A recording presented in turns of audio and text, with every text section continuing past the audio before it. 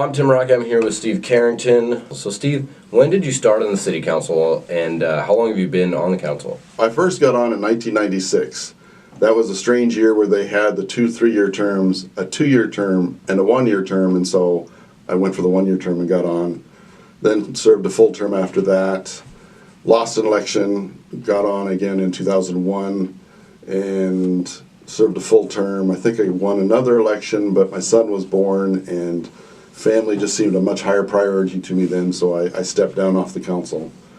And then I got back on 4.5, 5 years ago and served. I'm on my second consecutive term. I like reminding the other council people, if we ever did have term limits, I still wouldn't be termed out, even though I've served so many different terms. So what's an issue that's come before the council recently that you'd like to focus on or that you think needs attention? The whole policing sheriff issue that the borough's kind of started talking about has kind of caught my interest.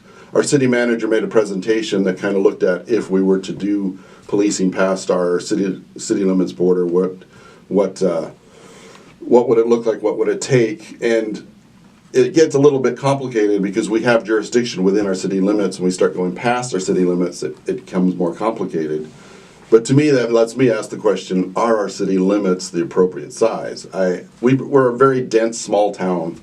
We have a high population in a small area, and I think we should be looking at growth, and it needs to be appropriate growth. It shouldn't just be gobble up everything you can, but I think we should be looking at that, and to me that's would relieve some of the pressure for at least some of the people that are in the greater Palmer area.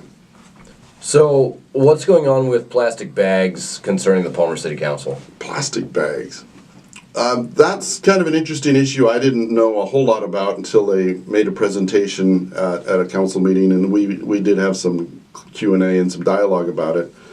It's an issue. I mean, it's got me thinking about, how many plastic bags do I collect in a week, much less throughout the month, etc. But I've also got this other philosophy where I tend to be rather libertarian, where I know some people would like to see the council just, hey, this is the right thing to do, make a decision and go for it. But I'm not inclined to do that. I want to make sure that people understand it. So my inclination is to try to understand more about what's happening, with the plastic bags. And if it's that important of an issue, do some information, to the people, and then let the people say, and like in a regular election, say in the fall, about if they want to ban it or not. That would tend to be my approach.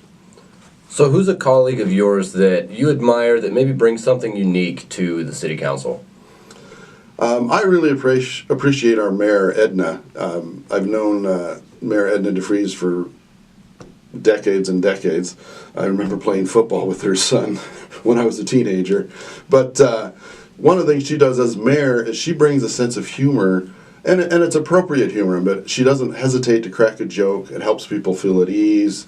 It keeps us kind of feeling a little bit more human. And since a lot of what the council does is about communication, I think it's real good that you have that. Speaking of humor in politics, I think you are the king of the end of meeting board council comments pun dropper. You always have some sort of bad joke that you drop. Why?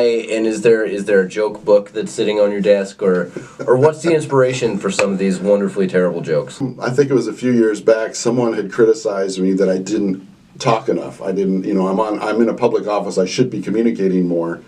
And so one of the places that you can easily do it is Councilman comments, which is at the end. But I tend to appreciate humor, and so as the meetings kind of can stretch on and on and on, I can start to look at, oh, hey, I could make a pun here, or hey, I could say, and to me it's just kind of putting an exclamation point at the end of the meeting. It's whatever I kind of see or come up with, and I know poor Councilman LaFrance usually has to follow me, so I think he hates it, but I just can't help myself sometimes. All right, well, thank you for coming in and talking to me about some of the issues.